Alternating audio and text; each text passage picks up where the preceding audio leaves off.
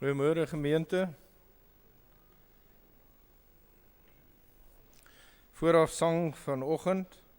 Die tema van die prediking is uit 2 Samuel 12 vers 1 tot 14 en dit gaan oor die oorgawe aan die Here van wie ek seker mag wees. Mag wees. En Dawid is die amptsdraer, soos julle weet, hy is die koning en hy is die hoofregter van die Here en hy spreek eintlik die doodstraf daar in 2 Samuel 12 vers 5 spreek hy die doodstraf oor homself uit. En in Psalm 64 vers 5 sing ons daar, hulle eie tong verklaag hulle, jou eie tong verklaag jou. En wanneer Dawid hieroor uitgewys word dat hy die man is wat die doodstraf verdien en die doodvonnis regtens vir hom moet geld, gee hy oor. Ek het gesondig teen die Here. In hierdie verband sing ons in Psalm 64, ons sing verse 1, 4, 5 en 7 en ons sing het volgens die wysie Psalm 134. Wysie Psalm 134.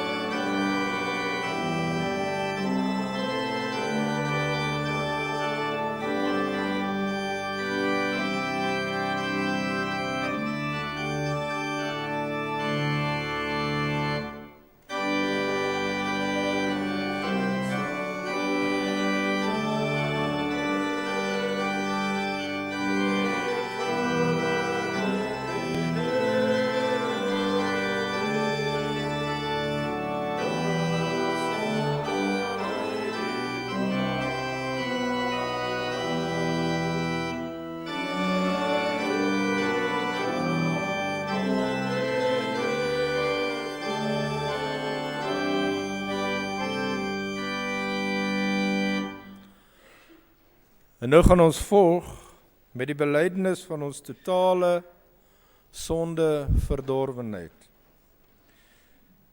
Ons sing Psalm 130 vers 1 en vers 2. En in vers 2 lees ons, God het die reg om te straf. En dit beteken, ons word in 'n oogwink met die dood getref. Maar hierin is ook die goddelike maar. Maar nee, daar is by u vergewing. Ons sing Psalm 130, vers 1 en vers 2.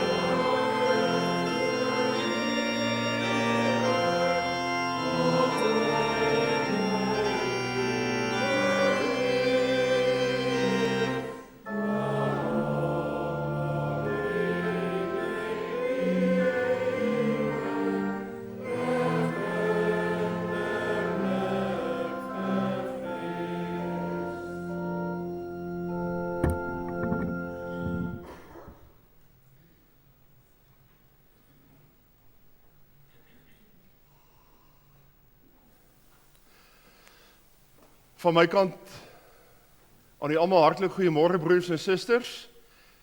Die klank is reg, nee. OK. Nou kan ek seker goed kwyt raak, want my vrou is nie hier nie. Nee. Phila het al vir my gesê, dit is tyd dat ek by 'n audioloog uitkom. Toe sê ek vir haar, ek dink is tyd dat jy by 'n spraakterapeut uitkom, as jy duideliker praat, kan ek beter hoor. Nee. Nee, net vooraf, aan Isabella en Niels ook baie dankie vir die leiding met die voorafsang. Aan almal wil ek sê, vanoggend baie hartlik welkom hier. Dit is 'n besonderse erediens in die sin, ja, elke erediens is besonders, want dit bly altyd 'n besonderse voorreg dat ons die drie-enige God in die erediens mag ontmoet. Wat vanoggend bietjie anders maak, is dat ons ook mag saamleef met 'n jong broer en twee jong susters wat belydenis van hulle geloof in die openbaar, openlik voor die gemeente, voor die aangesig van God tydens die diens gaan doen. En ons is ook saam met hulle dankbaar vir die pad wat die Here met hulle geloop het, primêr deur hulle ouers. Hy het die pad ook geloop deur die kerk, deur die gemeente waarvan hulle deel mag wees, wat bevestig is alreeds toe hulle gedoop is.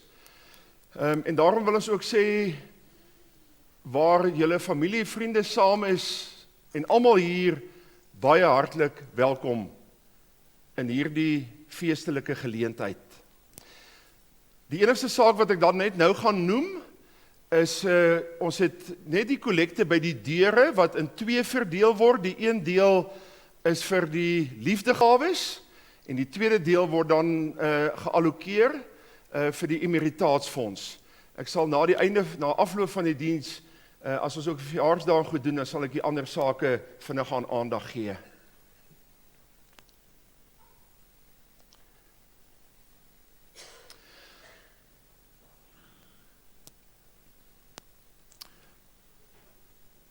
Ons mag in die teenwoordigheid van God wees. En dan sê ons met die wotum, op watter wyse ons begin. En dit druk ons uit in hierdie woorde, ons hulp kom van die Here, wat hemel en aarde gemaak het, en wat trou bly tot in ewigheid. Amen. En nou mag ons in die groetseën kyk en luister hoe God na ons toe kom. Geliefde gemeente, genade, barmhartigheid en vrede word u ryklik geskenk van God ons Vader, deur Jesus Christus ons Here, in die gemeenskap met die Heilige Gees. Amen. As jy miskien dink oor wat ons gesing het voor die diens, Psalm 64 en Psalm 130, en nou Psalm 103 as 'n loflied, want dit het telkens, hy hou dit verband, en is gekoppel dus aan Gods woord in 2 Samuel 12. En ek mag maar sê, ek sien heel wat van die maandag aan Bybelstudiegroep is hier vanoggend. Ons het eintlik al deur die geloof, in daai reeks deur die geloof al daaraan aandag gegee, maar ek mag dit so sê, die Heilige Gees het my so daarmee aangegryp, dat ek ook gedink het, of eintlik gelei is, dat dit ook in die prediking na vore kom, aan die orde kom. Loof o my siel en alles wat in my is, loof die Heer in wie ek van harte bly is. En dan in die tweede vers, loof hom, wat jou van skuldelas onthewe, die skuldlas het hy van jou af weggeneem, genadiglik die sondes wil vergewe, jou krankheid ken en liefderyk genees, wat van die dood jou lewe weer verskoon het. En dan die laaste twee reëls, wat kom in die plek daarvan? Jou met goedheid en ontferming gekroon het, en in die nood is hy jou hulp gewees. As lofsang, Psalm 103 verse 1 en 2, en dan kan ons weer ons plekke inneem.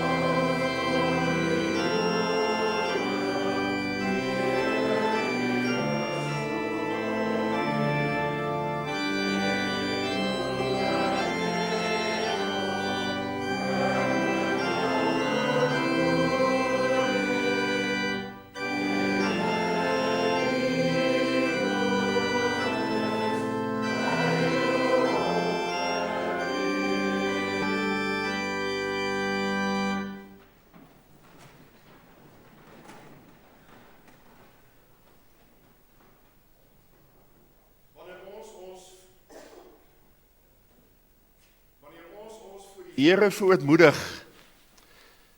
dan mag ons luister na sy wet, maar vanoggend op die basis van Psalm 32. As jy Psalm 32 lees, 'n besonderse mooi samestelling, hoe die Psalm saamgestel is, wat dus begin met hierdie woorde, 'n Psalm van Dawid, 'n onderwysing. Dit is bedoel om onderrig te gee. Welgeluksalig, die hoogste lewensgeluk, die ewige saligheid, vir hom wie se oortredinge vergewe, wie se sonde bedek is. Welgeluksalig is die mens aan wie die Here die ongeregtigheid nie toereken nie, en in wie se gees geen bedrog is nie.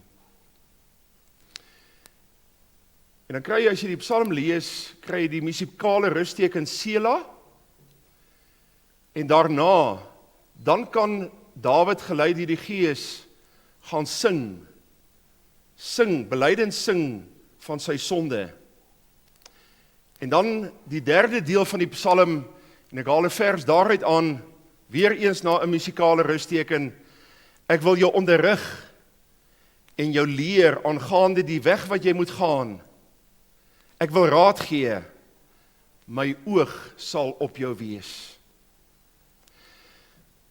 En in Christus mag ons dit verstaan as die seun van Dawid, wat ons wil onderrig en wil leer, aangaande die weg, en ons wys hoe hy sy oog op ons hou. En daarom luister ons nou na sy woord uit Eksodus 20. Toe het God al hierdie gebooie aangekondig, ek is die Here, jou God, wat jou uit Egipte uit die plek van slawerny bevry het. Jy mag naas my geen ander gode hê nie. Jy mag nie vir jou 'n beeld of enige afbeelding maak van wat in die hemel daarbo, of op die aarde hieronder, of in die water onder die aarde is nie. Jy mag hulle nie vereer of dien nie, want ek, die Here jou God, eis onverdeelde trou aan my. Ek reken kinders die sondes van hulle vaders toe, selfs tot in die 3de en 4de geslag van die wat my haat. Maar ek betoon my liefde tot aan die 1000ste geslag van die wat my liefhet en my gebooie gehoorsaam. Jy mag die naam van die Here jou God nie misbruik nie, want die Here sal die een wat sy naam misbruik nie ongestraf laat bly nie. Sorg dat jy die Sabbatdag heilig hou. 6 dae moet jy werk en alles doen wat jy moet. Maar die 7de dag is die Sabbat van die Here jou God. Dan mag jy geen werk doen nie. Nie jy of jou seun of jou dogter, of die man of vrou wat vir jou werk, of enige dier van jou of die vreemdeling by jou nie. Die Here het in 6 dae die hemel en alles daarin gemaak, die aarde en alles daarop, die see en alles daarin. Op die 7de dag het hy gerus, en daarom het die Here dit as gereelde rusdag geheilig. Eer jou vader en jou moeder, dan sal jy lang bly woon in die land wat die Here jou God aan jou gee. Jy mag nie moord pleeg nie. Jy mag nie egbreuk pleeg nie. Jy mag nie steel nie. Jy mag nie vals getuienis teen 'n ander gee nie. Jy mag nie iemand anders se huis begeer nie. Jy mag nie sy vrou begeer nie. Ook nie 'n slaaf of slavin, 'n bees of 'n donkie, of enigiets anders wat aan hom behoort nie. As ons oordink, ons eie lewenswandel binne hierdie onderrig waarin die Here sy weg aan ons aanwys, en ons dink dus aan die basis welgeluksalig, die vergifnis, dan mag ons ook onder leiding van die Heilige Gees singend ons sonde bely. Psalm 32, die 3de vers, ek het bely, o Heer, in sielerou nie my hart gegrendel of my mond weerhou nie. Ek het bely wat my van u vervreem, u het my skuld genadig weggeneem. En omdat die skuld weggeneem is, daarom kom Gods volk, daarom kom dus al sy bemindes om hom te soek, terwyl sy guns te vind is. Die 3de vers, Psalm 32, en dan bly ons staan vir die gebed.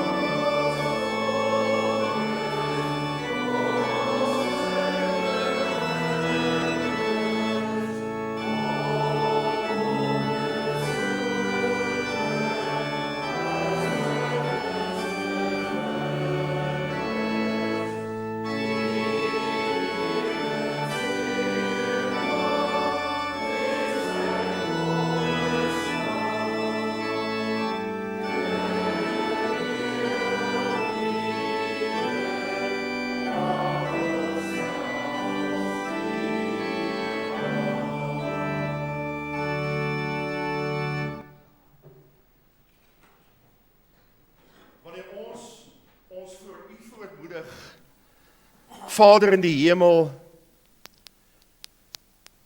dan is dit vir ons werklik 'n blye woord. 'n Woord wat vir ons blydskap gee, as ons 2 keer mag hoor oor die hoogste lewensgeluk, die ewige saligheid, dat ons nie meer in 'n skuldlas van sonde vasgevang is nie, maar dat u dit vergewe. Ja, ons weet, u het daardie betaling wel gevorder, deur u seun, wat u ook in sy menslike natuur daarvoor gestraf het in ons plek, en hom dus vir ons die volle skuldrekening laat betaal het.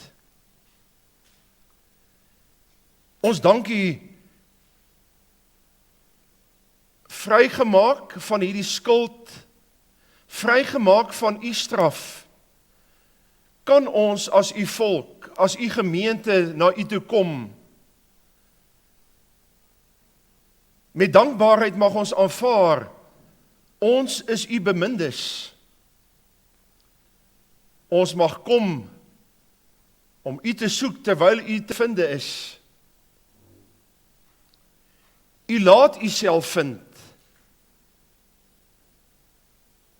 U skep vir ons die geleenthede om u aangesig te soek. Ons dank u vir hierdie geleentheid.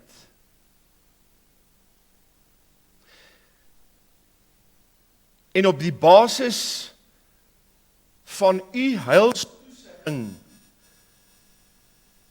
op die basis van vergifnis, elke keer as u ons die weg wys en ons onderrig uit u wet, dan mag ons ook tot u kom en belydenis doen. Ons bely dat baie van ons gedagtes, soos dit uitdrukking vind in ons woorde en in ons dade, teen u wil ingaan. dat dit nie op u pad is, maar dat ons die grense van u pad oorskry. Maar behalwe dit, ons bely ook voor u, dat menigmaal ons nie doen, wat u wel van ons verwag nie. Dat ons in baie opsigte in ons verhouding met u, in ons diens aan u, nalatig is.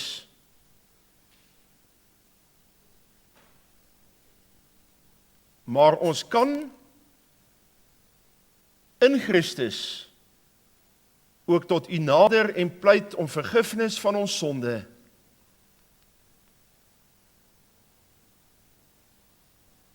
Ons wag op u dat u met ons praat, onderrig ons, wys u weg ons aan, deur u woord en deur die prediking. En berei u, o Heilige Gees, ons harte, ons verstand, ons ore en oë hiervoor voor. Ons bid dit in die naam van Jesus Christus. Amen.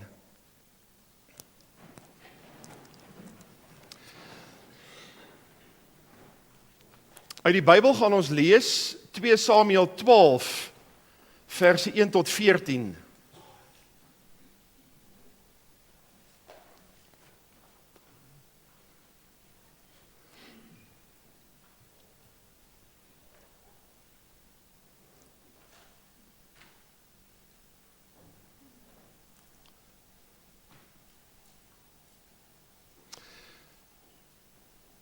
Daarna het die Here vir Nathan, na Dawid, dis die profeet Nathan, na Dawid toe gestuur. Nathan het by hom gekom en gesê, daar was 2 mans in dieselfde plek. Die een was ryk en die ander arm. Die ryke het groot troppe kleinvee en beeste gehad. Behalwe een ou ooilammetjie het die arme man niks besit nie. Hy het haar aan die lewe gehou en sy het saam met sy kinders groot geword. Sy het van sy krummeltjies geëet, uit sy beker gedrink en op sy skoot geslaap, soos sy eie dogter. Daar het 'n besoeker by die ryk man gekom en hy kon dit nie oor sy hart kry om van sy eie kleinvee of beeste te vat en vir die reiziger te slag nie. Toe vat hy die ooilam van die arme man en slag haar vir sy gas. Dawid het hom bloedig vererg oor die man en vir Nathan gesê, so seker as die Here leef, 'n man wat dit oor sy hart kon kry om so iets te doen, moet doodgemaak word en hy moet 4voudig vir die ooilam vergoed. Jy is die man, sê Nathan toe vir Dawid. So sê die Here, die God van Israel, ek het jou tot koning van Israel gesalf. Ek het jou teen Saul beskerm. Ek het aan jou die koningskap van Saul gegee en boonop nog sy vrouens ook. Dan kan jy weer die werkwoord insit, gegee. Ek het die koningskap oor Israel en Juda aan jou gegee. En as dit nog te min was, sou ek enigiets daar wou bygee. Waarom het jy nou die woord van die Here geminag deur so 'n verkeerde ding te doen? Jy het Uria die Hetiet met die swaard doodgemaak en toe sy vrou vir jou gevat. Ja, jy het hom vermoor met die swaard van die Ammoniete. Daarom sal die swaard nou nooit meer uit jou huis weggaan nie, want jy het my geminag toe jy Uria die Hetiet se vrou vir jou gevat het. So sê die Here, van nou af gaan ek uit jou eie huis ellende oor jou bring. Ek sal jou vrouens voor jou oë vat en aan iemand anders gee. Hy sal by jou vrouens slaap openbloot, want jy het 'n ding in die geheim gedoen, maar ek sal alles openbloot vir die hele Israel doen. Toe sê Dawid vir Nathan, ek het gesondig teen die Here. En Nathan sê vir hom, die Here het jou sonde vergewe, jy sal nie nou sterwe nie, maar omdat jy deur hierdie daad die vyande van die Here aanleiding gegee het om hom te laster, sal jy dieselfde kind wat vir jou gebore is, sterwe.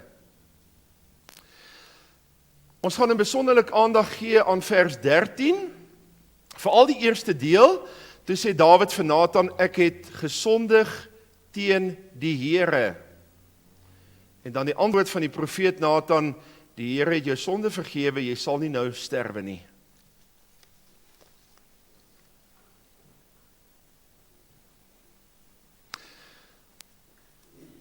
Vandag, broers en susters, en volgende Sondag, gebeur daar twee dinge in hierdie gemeente. Vandag 'n broer en twee susters wat belydenis van hulle geloof doen. En die tweede wat 'n mens amper sou sê logies daarop volg, die volgende Sondag, as die gemeente saam die sakrament van die heilige nagmaal mag vier, en dan glo en bely ons dat die sakramente het die Here vir ons ingestel om die geloof te versterk. Dawid word in Hebreërs 11 ook in die lys van die sogenaamde geloofshelde genoem. Hebreërs 11:32. Alhoewel by die lees van hierdie stukkie geskiedenis daar op die oog af niks van geloof ter sprake kom nie. En tog wys die Heilige Gees ons deur hierdie stukkie geskiedenis wat werklik geloof is.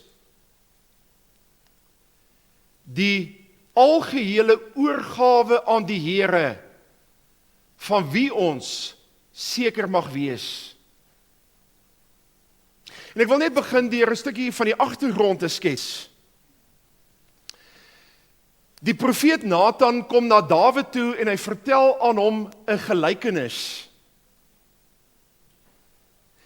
En met woorde beeld hy 'n bepaalde gebeurtenis uit op so 'n wyse dat Dawid dit as ware voor sy oë sien afspeel, dat dit eintlik vir Dawid soos werklike gebeure lyk.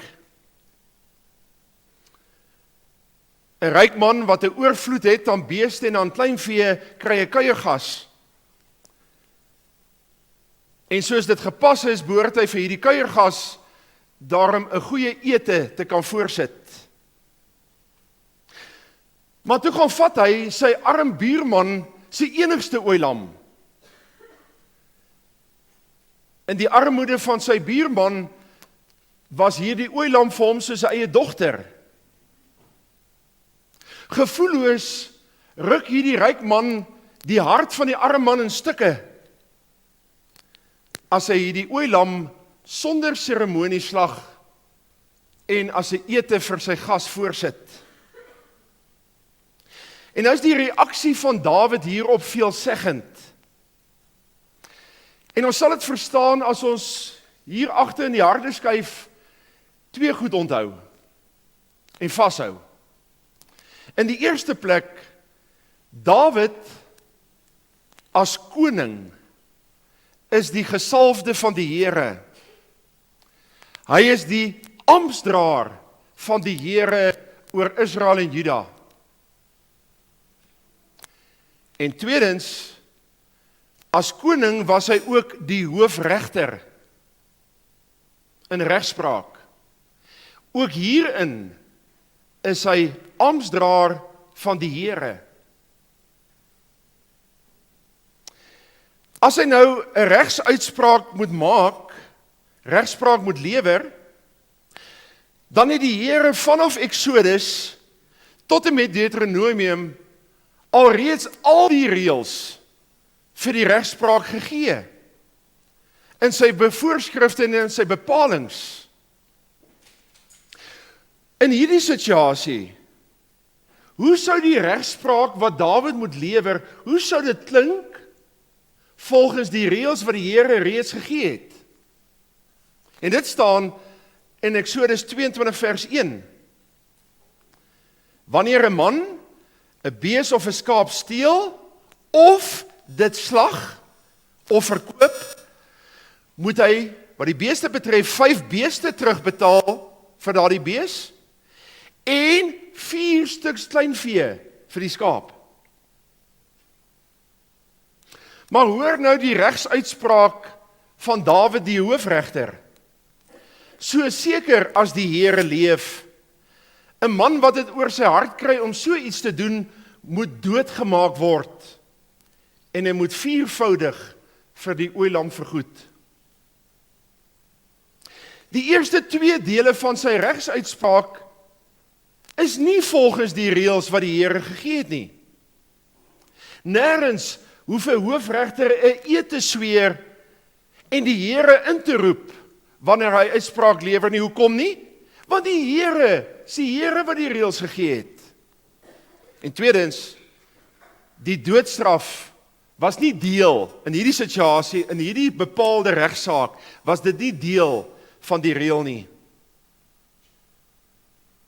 'n veelzeggende uitspraak, 'n uitermate uitspraak.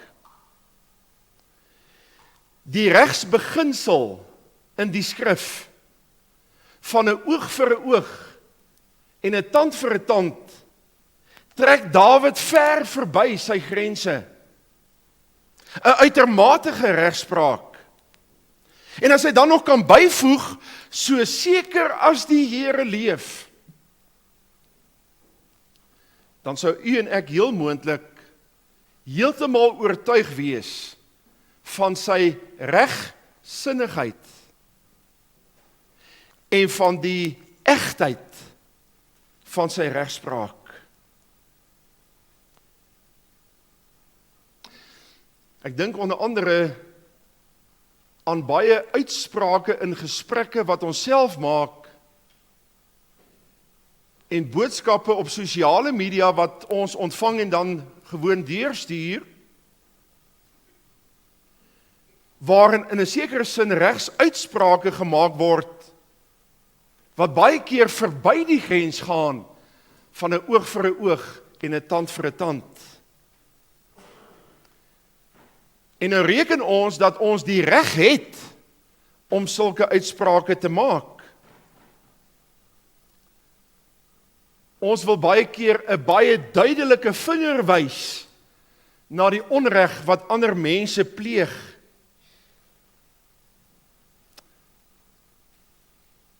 As ek vir 'n oomblik mag terugroep, 'n paar weke terug die gebeure in Henneman, dat daar die vraag dan op sosiale media en ook aan my gevra is, het ons dan nie nou die reg om daardie onreg met geweld te beantwoord nie?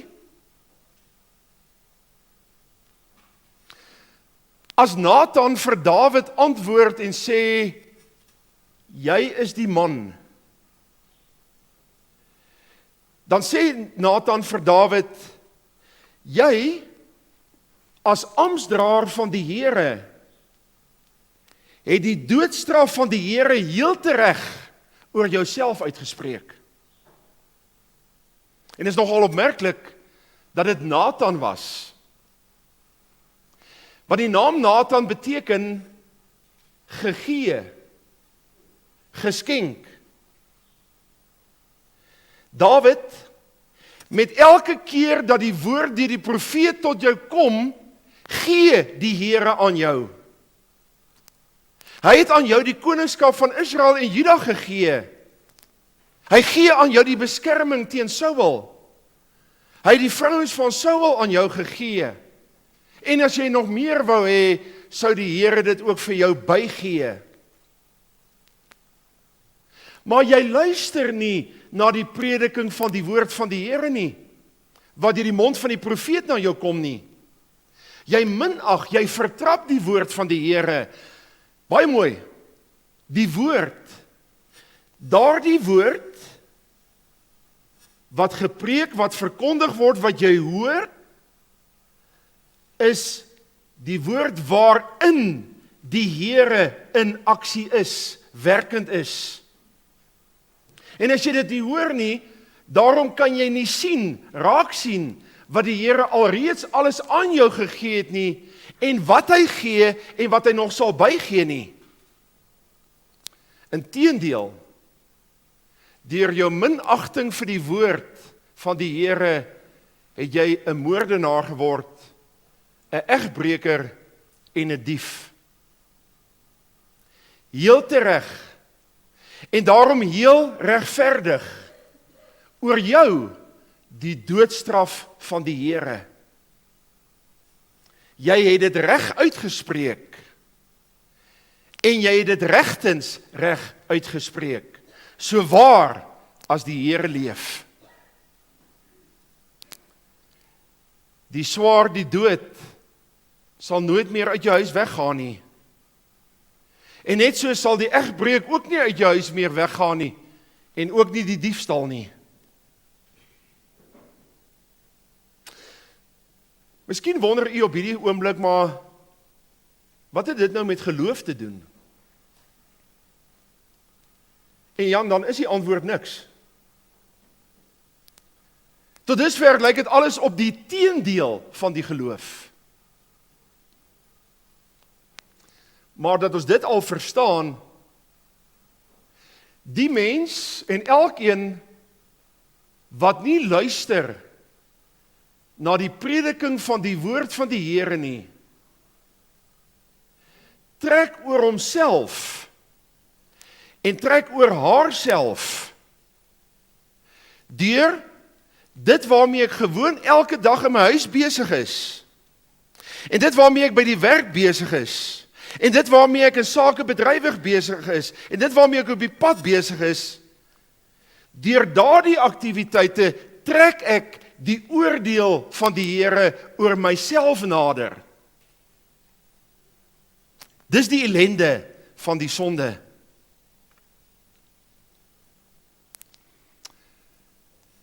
Maar nou die oorgawe aan die Here, en hierin kom die geloof nou na vore, as Dawid die antwoord gee, ek het gesondig teen die Here.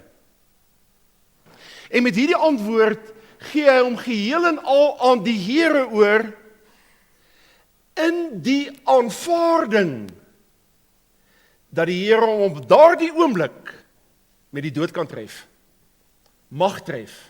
Die Here het die reg daartoe. Hoor ons dit? Eintlik meer nog, verstaan ons dit? Die sondaar mens, wat homself, haarself, oorgee in die hand van die almagtige God, die heilige God, wat in sy vrymag, in sy reg, in sy regverdigheid, en in sy getrouheid aan sy eie woord, die volste reg het, om daardie mens op daardie oomblik met die dood te straf.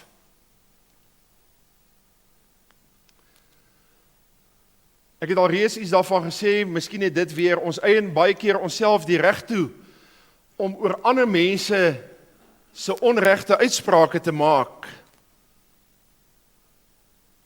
Maar as dit oor ons eie onreg gaan, dan maak ons wel iets van 'n uitspraak daarvan meestal in ons gebede. Maar is baie keer hier so aan die einde van die gebed, net as 'n laaste sinnetjie, om dit vinnig klaar te kry, vergewe tog al my sondes. Maar eintlik bly ons vol van onsself. Ons handhaaf onsself. Dis juist oor die volheid van in onsself, dat ons so maklik oor ander mense uitsprake maak. Daardie ander wat so misdadig is, daardie ander wat so korrup is, daardie ander wat so onbevoeg is, daardie ander wat so armoedig in hulle sinkkajas bly. Maar weet een ding, vol van jouself beteken dol leeg in geloof. Ons sê baie keer, baie vinnig, ek glo in God. Verstaan ons wat ons sê? Dat ek myself oorgee aan hom, wat alleen en die volste reg het, en vir wie dit alleen dus geregverdig is, om my op daardie daad met die dood te tref. Maar daarmee erken ek eintlik, ek is die man, ek is die vrou. in my sonde onreg. Ja, dit is in die tweede deel van vers 13 dat die Here verrassend bekend maak, jou sonde is vergewe. Hy is die Here wat gee. Hy gee wat ons nie verdien nie. Skuldvergifnis. Volgens Psalm 32, die Psalm van Dawid, dat ek kan uitspreek die hoogste lewensgeluk is, dat die God aan wie ek my oorgee, my sonde nie teen my laat tel nie. En wie van die skuld, van die las van die skuld onthef is, verlig is, wie se skuldlas weggeneem is, die kan die sonde bely. Omdat ek seker is van die Here. Seker is van die Here. Ja, hoe kan die skuld vergewe wees? Het die sondebelydenis van Dawid dit veroorsaak? Dit in die hand gewerk? Nee, glad nie. En tog lê die antwoord vir skuldvergifnis wel in daardie belydenis. Ek het gesondig teen die Here. Ek het die teiken wat vir my gestel is, die teiken wat God vir my gestel het ek totaal gemis. Hoor jy dit? Nie ek mis die teiken nie, ek het die teiken gemis. Dis gedane sake. Uria is klaar dood. Dawid se skuldbelydenis gaan hom nie lewend maak nie. Die oorspel is slaaf gepleeg. Ons praat baie keer van daai uitdrukking, dis water onder die brug deur. Die diefstal is gedoen. Daarmee, omdat ek die teiken gemis het, daarmee het ek alles wat God my gee, het ek verbeur. Is weg. En tog sê God, jou sonde vergewe. Op grond waarvan? Nie op grond van Dawid nie, dit weet ons nou. Die antwoord lê op grond van die seun van Dawid. Van die seun van Dawid getuig die Heilige Gees deur die profeet Jesaja, en dan noem hy hom 'n ander naam, knegt van die Here. In 'n sekere sin slaan dit wel terug, as jy daar die 4 knegt van die Here liedere lees, in 'n sekere sin, sekere elemente slaan terug op Dawid. Maar uiteindelik, dis nie Dawid wat dit bewerk het nie. Dis die knegt die Here gegee het wat dit bewerk. Hoor dan nou uit Jesaja 53, verse 4 en 5. Tog het hy ons lyding op hom geneem. Ons siektes, die het hy gedra. Maar ons het hom beskou as een wat gestraf word, deur God geslaan en gepynig word. Oor ons oortredings is hy deurboor. Oor ons sondes is hy verbrysel. Die straf wat vir ons vrede moes bring, was op hom. Deur sy wonde het daar vir ons genesing gekom. In verse 9 en 10, hy is gestraf oor die sonde van my volk. Hy het 'n graf gekry by die goddeloses. Hy was by sondaars in sy dood, al het hy geen misdaad gepleeg nie, al was hy nooit vals nie. Dit was die wil van die Here om hom te verbrysel, om hom die pyn te laat ly. As hy sy lewe as skuldoffer gee, sal hy 'n nageslag hê en nog lank lewe. Deur hom sal die wil van die Here sy doel bereik. Dis eintlik aangrypend, né? Die Here stel weer sy teiken. Die Here stel sy doel. En die Here sal sy teiken sal hy behaal. Mag ek dit anders sê, hy sal sy teiken raakskiet. En daarom Jesaja 53 vers 11, na bitter lyding sal hy weer die lig sien en hy sal die Here ken. My dienaar, my knegt die regverdige sal baie mense regverdig maak. Hy sal die straf vir hulle sonde dra. Vers 11 sê, wat is die teiken? En die Here sal daarvoor sorg. Hy sal dit maak gebeur, dat hy baie mense regverdig maak. En nou met Israel van destyds, net 2 hoofstukke verder in Jesaja, met Israel van destyds, en ons het vandag hoor in Jesaja 55 vers 3, gee aandag en kom na my toe, luister en julle sal lewe, en dan sê hy hierdie woorde, ek wil 'n ewige verbond met julle sluit.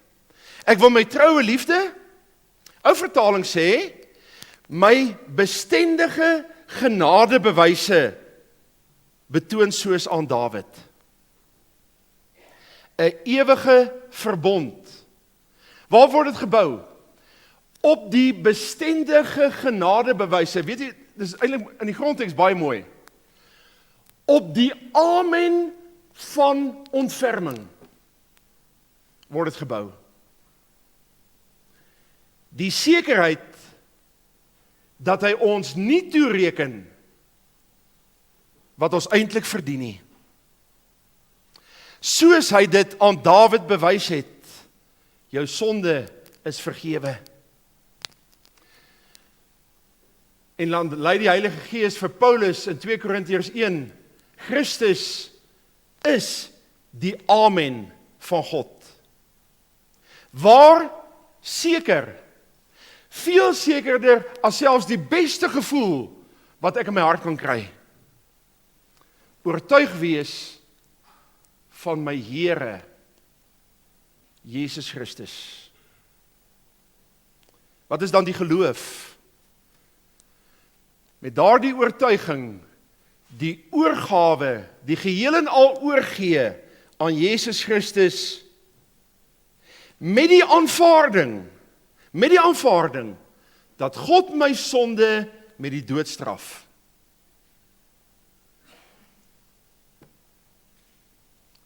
Maar ek is oortuig van my Here, die seun van Dawid, aan wie hy my sonde en jou sonde, ons sonde, aan die kruis met die dood gestraf het. En dan lees ons in Romeine 1:3, op grond van sy opstanding is hy die seun van Dawid dan bevestig as seun van God.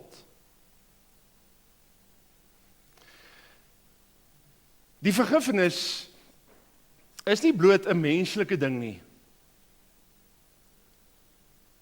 Dis nie iets van 'n blote welwillendheid nie. Dis 'n godsdaad. En daarom is die oorgawe aan God. In my Here Jesus Christus is ek seker van sondevergifnis. Ek is regverdig gemaak.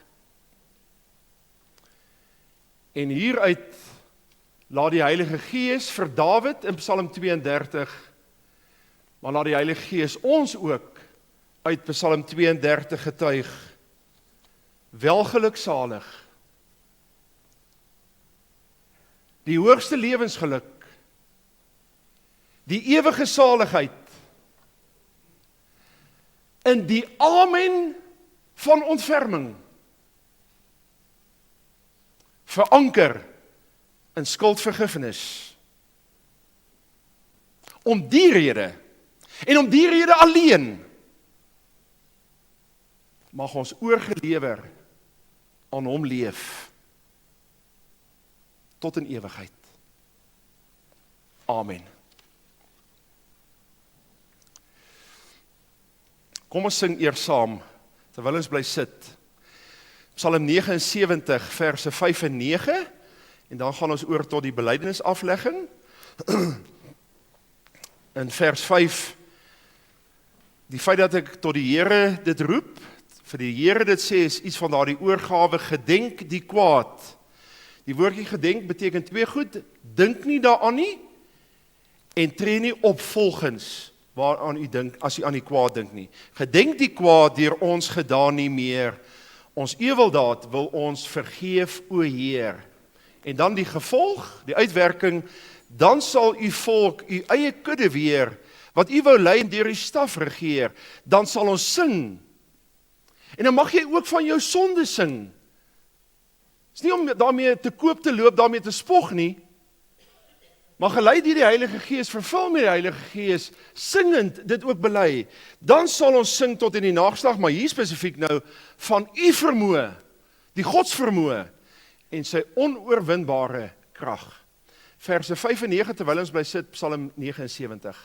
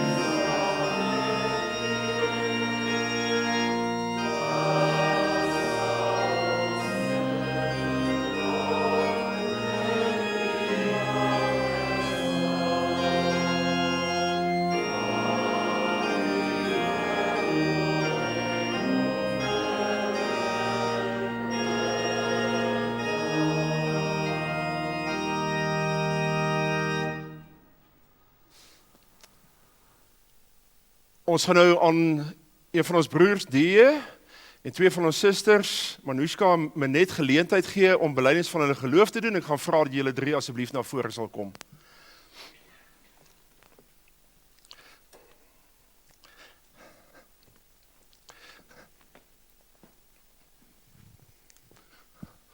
Amper trap ek my eie trappie mis.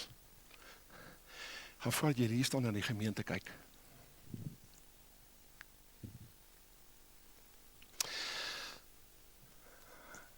Ek gaan net sê dat ons het hierdie jaar 4 kinders in die blydensklas gehad en een van die seuns, en dis hoekom hier net een seun staan, toe ons nou praat oor die aansoek vir blydenisaflegging, toe het hy met my gepraat en gesê hy is nie in sy hart oortuig dat hy op hierdie stadium gereed is nie. En wat ek daarmee net wil sê is, want hy was toe baie bekommerd, wat nou? Toe sê ek vir hom, dis eintlik skitterend. Die hele ding van, ek verstaan die verantwoordelikheid hiervan, en as ek in my hart nie oortuig is nie, die Here werk nie in dieselfde tyd en dieselfde mate in elke gelowige nie. En as hy nie in sy hart oortuig nie, ons het nie 'n vaste ding van, is elke keer in November, elke jaar, en almal wat daar is, moet nou eenvoudig net deurgaan nie. Wanneer die Heilige Gees sy kinders voorberei het en sê, hy bring hulle tot die oortuiging, dan kom hulle om belydenis van geloof af te lê. So, as jy gewonder het, waar is jou vriend, dis hoekom hy nie hier is nie. Nee. Die eerste deel, broers en susters, is tot u as gemeente gerig. Geliefdes in die Here, God het in Jesus Christus, ons Here, die verbond van genade met ons en ons kinders opgerig. As kinders en erfgename van hierdie verbond, het ons deel aan die volle rykdom van al die weldade van die verbond. Maar, word ons ook opgeroep tot gehoorsaamheid aan en aanvaarding van die verbond. En daarom moet verbondskinders, wanneer hulle tot die nodige insig gekom het, hulle geloof openlik in die midde van die gemeente bely, as ook hulle voorneme om deur die krag van die Heilige Gees die verbondsgemeenskap met God te onderhou. Nou as ek dit in 2 sinne net mag verduidelik, toe hulle gedoop is, het God deur die teken van die doop sy beloftes as ware sigbaar gewys. En gesê met hierdie water as teken bevestig hy dat sy beloftes vasstaan. Dis die een deel van die verbond.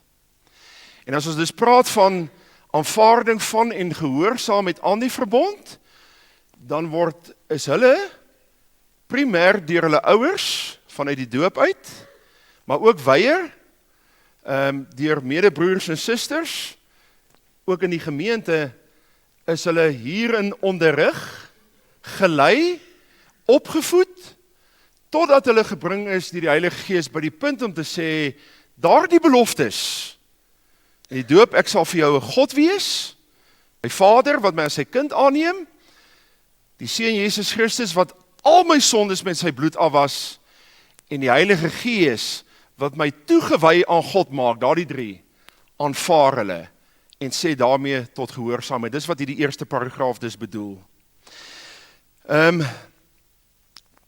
Geleid deur die Gees van God en sy woord, het hierdie broer en susters die kerk dus gevra om hulle geloof hier openlik te bely, en nadat hulle behoorlik onderrig en ondervra is, en hulle sal nou weet, ons het die ondervraging, ek sit om bietjie in aanhalingstekens, dit is nie blote vraag-antwoord sessie nie, ons doen dit in 'n individuele besoeke, doen ons dit 2-2, en dan doen ons 'n hele gesprek met hulle. Is die kerk dus daarvan oortuig dat elkeen van hulle toegerus is om tot sodanige persoonlike belydenis te kom. En derhalwe word aan elkeen van hulle afsonderlik die geleentheid daartoe gebied. En nou gaan ek my tot julle 3 rig. Jy kom hier nou voor die aangesig van God en in die midde van die gemeente om jou geloof te bely. Daar gaan nou 5 vrae aan jou gestel word, waaroor jy mag nadink, besin, en dan gaan ek jou daarna vra om daarop te antwoord. Die eerste is, glo u in die enige ware God, Vader, Seun en Heilige Gees, in wie se naam u gedoop is? Die tweede een, glo en bely u dat al is u in sonde ontvang en gebore, en nog steeds tot sonde geneig is, u tog in Christus geheilig is, die Vader tot sy kind aangeneem is, en die Heilige Gees tot 'n nuwe gehoorsaamheid opgewek is? Die derde, glo en bely u dat die Ou en die Nuwe Testament die woord van God is, en dat dit die volkome leer van die saligheid is, soos dit ook in die belydenisskrifte van die gereformeerde kerke uitgedruk word en in hierdie gemeente hier geleer word. Die vierde, is dit u voorneme om deur die genade van God in hierdie leer tot die einde van u lewe standvastig te volhard, dat u die verbondsgemeenskap, die verhouding met God sal onderhou? Waarin bestaan dit?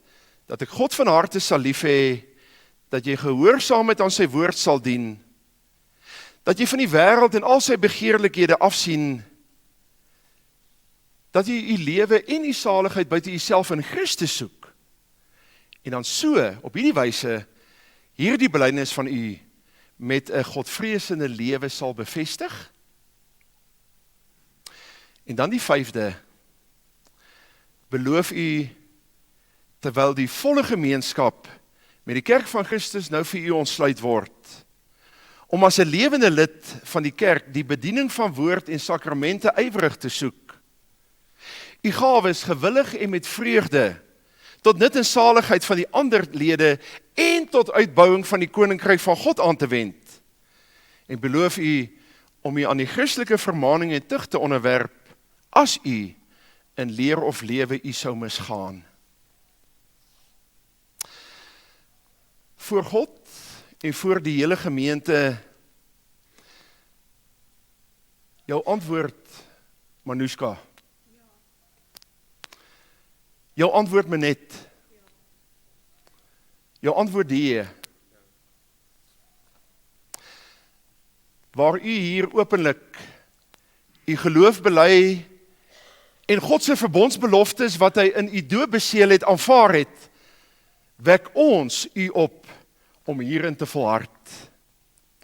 In die naam van ons Here Jesus Christus heet ons julle al drie en elkeen afsonderlik hartlik welkom in die volle gemeenskap met die volk van God.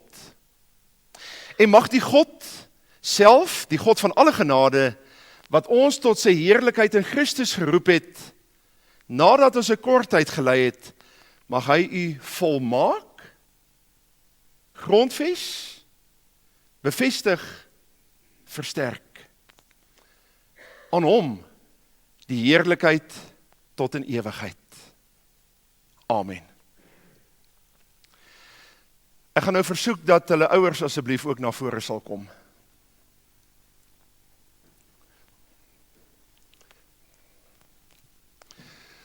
Dan jy, Henry.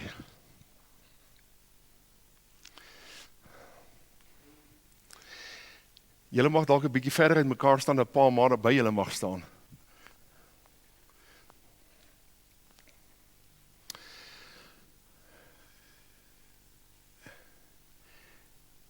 Die rede waarom ek dit doen, ja, dit mag 'n baie mooi sentiment wees, maar dit is ook 'n kwessie van ouers het 'n bepaalde opdrag van die Here gekry. En te midde van ons eie gebrokenheid en ons eie tekortkominge, mag ons ook as ouers beleef het vandat hulle gedoop is, die trou en die genade van die Here. En daarom mag ouers ook by hulle kinders wees, as hulle belydenis van geloof aflê. Nee, en ons wil hiermee sê, in ons dank, in ons lof aan die Here, dis 'n besonderse geleentheid, waarmee ons dan ook vir julle almal sê, baie geluk hiermee. Gaan jy aan hulle die oorhandiging doen, of wag ek het so, dan gaan jy die sertifikate gee, ek wil die boek aan die ouers gee, want hulle moet dit aan die kind gee. Ok, hier is hierdie. Vir jou eers sê baie geluk. Dis 'n wonderlike geleentheid. Nicolet, vir jou, wie wil die boek vir hom gee? Dan, wonderlik. Goed.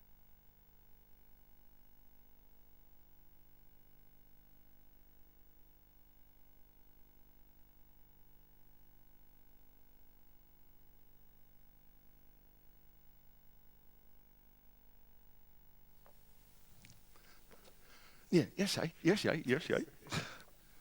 Dis fantasties, dis wonderlik. Sampie, baie geluk, Maria. Wie gaan vir haar gee? Jy moet dit nou doen.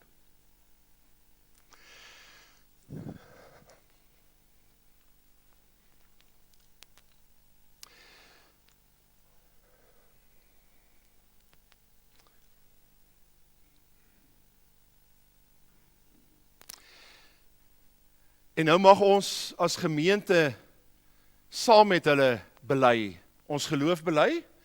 Ek gaan vra dat ons dit staande doen. Vanuit die hart, in die gedagtes, die woorde van die apostoliese geloofsbelijdenis, die eerste deel oor God die skepping, God die Vader in ons skepping, en die tweede deel oor God die Seun in ons verlossing, doen ons so, en dan die derde deel, doen ons singend saam oor God die Heilige Gees, en ons heiligmaking, skrifbruiming 12:2, verse 4 en 5.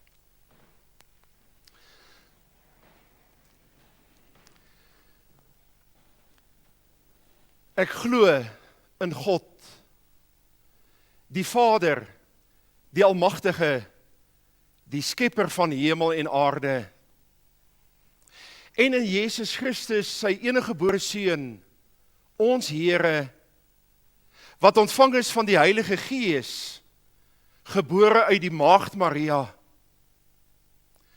wat gelei het onder Pontius Pilatus, gekruisig is, gesterf het en begrawe is, en wat die lyding van die hel ervaar het, wat op die derde dag opgestaan het uit die dood, opgevaar na die hemel, en sit aan die regterhand van God die Almagtige Vader, waarvandaan hy sal kom om die lewendes en die dooies te oordeel. Jy mag omdraai as jy dit wil sien.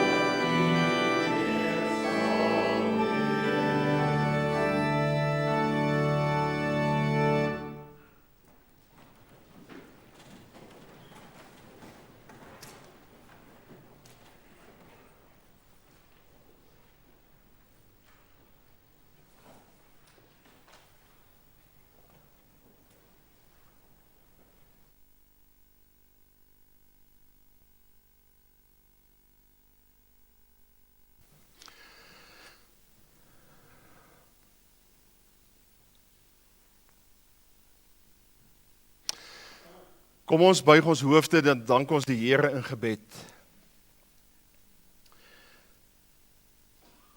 Ons dank en loof U, ons Vader, vir U goeie grootheid en U groote goedheid. 'n Genade onbeskryflik groot. Want in die saambely met ons broer en 2 susters kon ons ook daarmee verklaar een met hulle, een met mekaar. En daarom het ons een as een deel aan U beloftes. En as een liggaam, een gemeente ook gesamentlik deel in die verantwoordelikhede.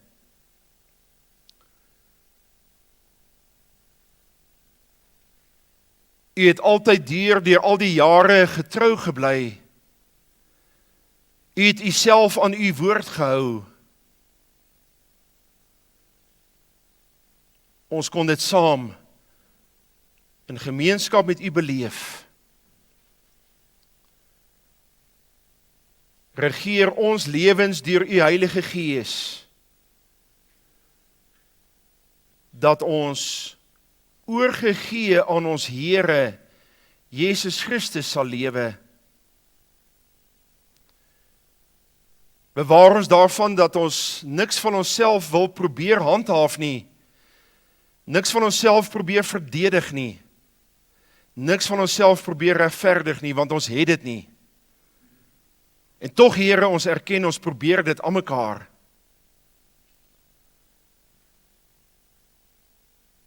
Maar dat ons tot U mag kom, elke dag, weer en weer en weer, binne U toesegging aan ons, wel geluksalig. Met ons smeking, loof ons U hiervoor. in die naam van u geliefde Seun. Amen. Ons slotsang Psalm 25 verse 1, 2 en 3. Tot u hef ek hart en hande, die totale oorgawe, op u Heer verlaat ek my. Vers 2, Dawid wat nie geluister het na die woord van die Here in die prediking nie, leer my Heer u regte weë, wys die regte pad my aan, nie alleen in my gehoor nie, maar veral in my hart, maak my hart daartoe genee om met lus daarop te gaan. In die 3de vers, dink aan my in mededoe, as ek bidend voor u pleit, want wat het ons? Waarvan mag ons seker wees? Milde hande, hande wat oopmaak, ontferming, en wat oorvloedig gee, vriendelike oë is by u van ewigheid, en daarom dink nie aan die sondes meer van 'n ydelle jonkheidslewe, wil tog om u goedheid, Heer, al my sondes my vergewe. Verse 1, 2 en 3, Psalm 25.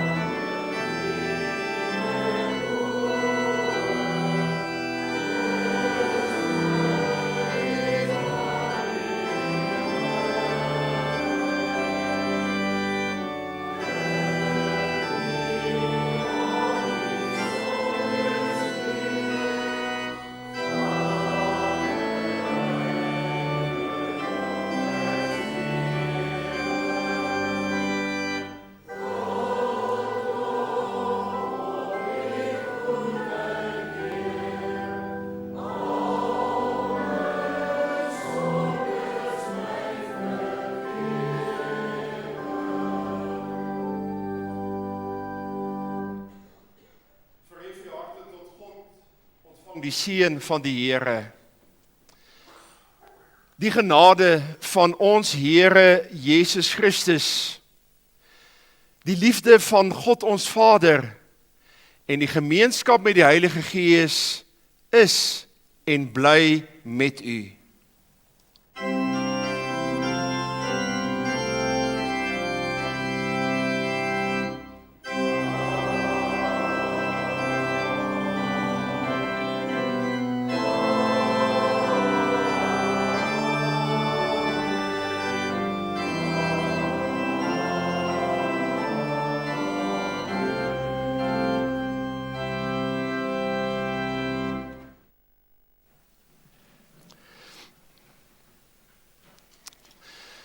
Dan net die volgende gou wil ek in kort met u doen, broers en susters. U sien nou die skyfie oor die liefdegawes.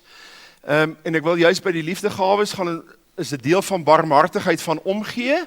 So ek noem dan net die volgende aan. U gaan eers begin met die dankbaarheid deel. Ons doen baie keer voorbidding, ons vra baie van die Here, dis gepas om dan ook terug te kom na die Here en om te dank. Te dank vir sy genadewerk in broer Frikkie Marx met die operasie. Dis wonderlik om hom hier ook te mag sien vandag al, nadat hy hartvatomleidingsoperasie gehad het. Ook met broer Hannes Kreer, wat hy regtig al op die been is. Nee, ons weet by al twee dat die genesing nog nie voltooi is nie, maar met ons dankbaarheid teenoor die Here dra ons hulle ook al twee aan hom op, dat hy ook hierdie hele herstelproses tot die beswil mag bestuur. Dan twee ander is dat Jan van der Walt, hy sit daarbo, gaan DV Dinsdag, Hoëveld Medikliniek, ondergaan hy 'n breukoperasie, en dan Hester Redyk, wat hier sit, Woensdag, nee, Pretoria, dit is slukdarm. So wat hulle eers moet vasstel by die hospitaal of die infeksie wel weg is, en dan doen hulle by haar die slukdarmoperasie. Nou mag ek dit sê, ons mag, en dit doen ons dus ook in kinderlike geloof, die oorgawe aan, in God se hand. Maar ons doen dit met daardie vertroue van sy belofte woord, ek sal daarin vir jou 'n God wees. Dan vertrou ons julle ook toe, bidend toe, aan die genadehand van God, in die vaste wete, al kan ons hom nie sien nie, en daardie oortuiging, hy sal hoor die woordjie vir ons 'n God wees. En daarmee wil ons dus ook as gelowige kinders sê, baie sterkte vir hierdie week vir julle. En dan mag ons ook met dankbaarheid net noem die verjaarsdae, of dis nie net te noem nie, dis belangrik. Vandag is die 8ste, dan vandag verjaar broer Dani Schreuder, en dan die 10de verjaar Michelle Venter, die 11de November verjaar Jolien Hietge en Christo Hietge, dis vir my interessant, hulle verjaar dus op dieselfde dag. So dis nie 'n kwessie van mekaar onthou wie, onthou wat nie, hulle onthou sommer saam.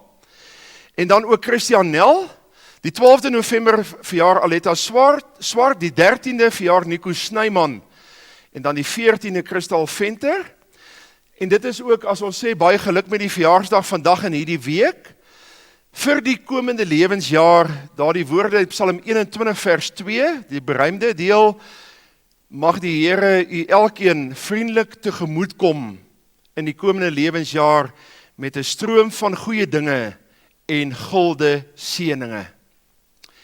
En dan gaan ek net die laaste ding gou noem. En dit is in verband met volgende Sondag, die viering van die Heilige Nagmaal. 'n Saak wat opgedra was aan die bedieningskommissie, wat mooi moes gaan besin, en dan veral binne die beginsels van die woord en die belydenis. En daarom, en dit aan die kerkraad voorgelê, volgende Sondag is die wyse van nagmaalviering anders, wat in 'n sekere sin baie ver teruggaan in die geskiedenis. En dit is, jy sal dit volgende week, sal dit mooi verduidelik, sal jy dit sien, dan gaan ons die nagmaal vier op die wyse van die hervormers Calvin en Ulrich Zwingli. En dit is wat ons noem staande en gaande.